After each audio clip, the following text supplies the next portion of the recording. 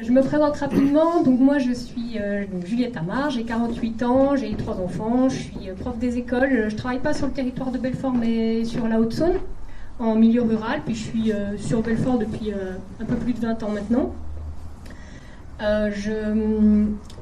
J'avais surtout une action syndicale jusque-là. Puis il y a 2 ans, je me suis engagée dans le collectif citoyen En commun pour Belfort.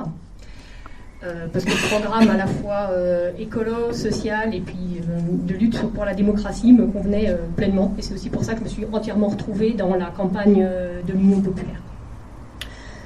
En fait, ça fait un moment que j'observe la salle. Il y a pas mal de gens que je connais. Il y a des gens que je connais bien, puis il y a des gens que je connais juste de vue comme ça. Et je pense que je les connais parce que ça fait des années que finalement on se croise plus ou moins dans les différentes manifestations.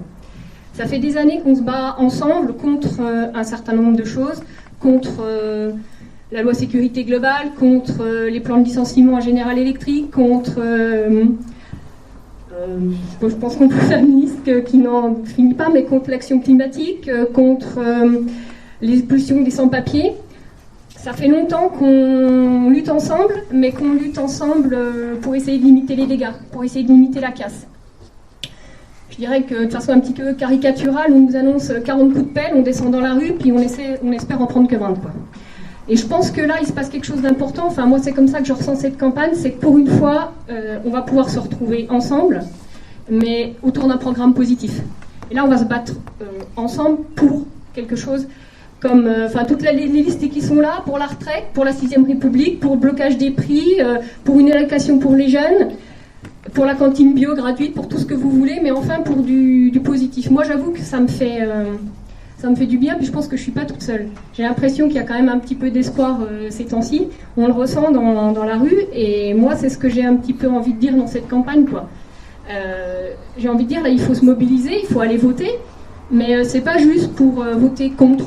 C'est pas juste pour faire barrage à Macron, parce qu'on n'est pas juste là pour faire barrage à Macron.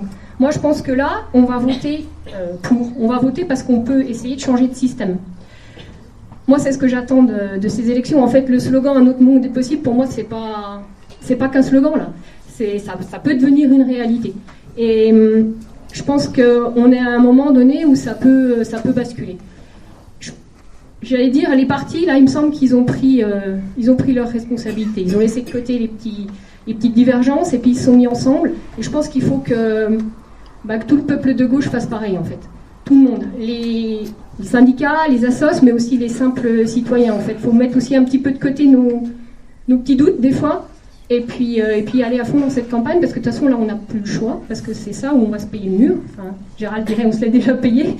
Mais voilà, là, on n'a pas le choix, il faut y aller à fond. Et moi, c'est avec cette conviction-là que je me suis engagée, je dirais, dans la campagne, finalement, comme simple citoyenne. Voilà.